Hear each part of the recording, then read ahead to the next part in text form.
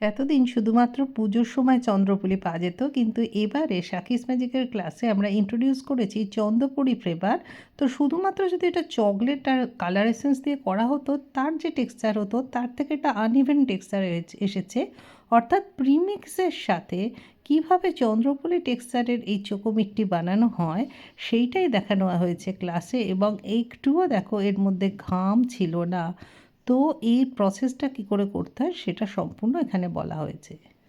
এটা একটা বানানো হয়েছে আমন্ড চকলেট। দেখো এটা আমন্ড ও কফি চকলেট। হ্যাঁ, আমন্ড কফি চকলেট। আমরা শুধু কফি দিয়ে যে চকলেট বানাই, আমরা কি করি, ডার্ক চকলেটের মধ্যে কফি পাউডার দিচ্ছি, দিয়ে কফি চকলেট বানিয়ে দিচ্ছি।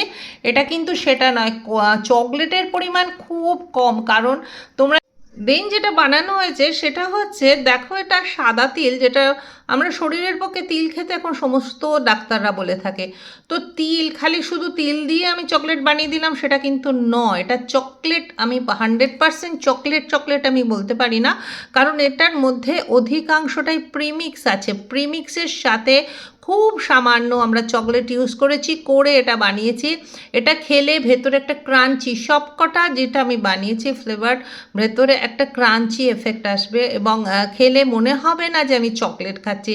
তাই কালার আর এসেন্স দিয়ে শুধু চকলেট তৈরি করার যে আমরা রূপমূর্তি তৈরি করেছি, সেটাকে একটু ভাঙার জন্যেই আমার দীর্ঘ 10 বছরের অভিজ্ঞতার ফল, যে চকলেট নিয়ে কি করা যায় এইটা বানানো হয়েছে। এবং এগুলো আমি তোমাদের বলছি প্রায় বানিয়ে, এটা দেখো একদম নর্মাল টেম্পারেচার এখন রেখেছি, বাইরেই আছে, আমার ফ্রিজে রাখতে হয়নি। এখন মোটামুটি এখানে 24-25 ডিগ্রি কি 27 ডিগ্রির মতো ওয়েদার। তো দিব্য বাইরে আছে, কোনো ঘামও নেই, কিছু নেই। এবং কিভাবে এগুলোকে শুধু চকলেট বানালাম, মোল্ডে ঢাললাম, এবং তার থেকে তারপরে ঘাম ভর্তি বিন্দু বিন্দু সব ঘাম দেওয়া চকলেট বিক্রি করলাম, সেইভাবে তো হয় না। তো তার প্রসেস, সেই স্টেপ বাই স্টেপ প্রসেস, এবং এগুলো আমার সব সিগনেচার টেস্টের এগুলো বানিয়েছি। আমি জানি এগুলো কপি হবে, কিন্তু কিছু করার নেই, যে আমার স্টুডেন্টরা শিখুক, এটাই আমি চাই। নেক্সট বানানো হয়েছে bubble gum. Actually bubble gum যখন আমরা খাই, তখন কি হয়, একটা মানে একটা চিউই ফ্লেভার থাকে। তো সেই চিউইটা তো এখানে বাবল গাম কেটে কেটে দিয়ে ফ্লেভার আর কালার দিলেই আমি বাবল গাম বানিয়ে দিচ্ছি, এটা কিন্তু তা নয়। এটাকে আমি এখন র্যাপ করে রেখেছি, র্যাপ খুলে দেখাচ্ছি জাস্ট কিভাবে কি করতে হয়, কিভাবে চকলেটের মধ্যে ঘাম আসে না, সেইগুলো সম্পূর্ণরূপে আমাদের এখানে ক্লাসে শেখানো হয়েছে। এবং এর মধ্যেও আমি এই যে র্যাপিংটা খুললাম, এর মধ্যেও কিন্তু একটা খুব সুন্দর মানে ফ্লেভার তো আসছেই। এবং আবারও বলি, এখানে চকলেটের পরিমাণ কিন্তু খুব কম। এখানে অ্যাকচুয়ালি দেখতে পাচ্ছ ভেতরে পেছন দিকটা দেখাচ্ছি, দেখো এখানে এক ধরনের প্রিমিক্স আছে, এবং তার সাথে প্রিমিক্স মানে ঘরোয়া জিনিস দিয়েই বানানো হয়েছে। সেটা শরীরের পক্ষেও ভালো কিছু জিনিস দিয়ে আমরা বানিয়েছি। এবং এইরকম প্রিমিক্স যদি তোমরা এক কন্টেনার বানিয়ে রাখো, তারপরে অর্ডার এলে বিভিন্ন ফ্লেভারে কি করে চেঞ্জ করবে, এটা এখানে দেখানো হয়েছে।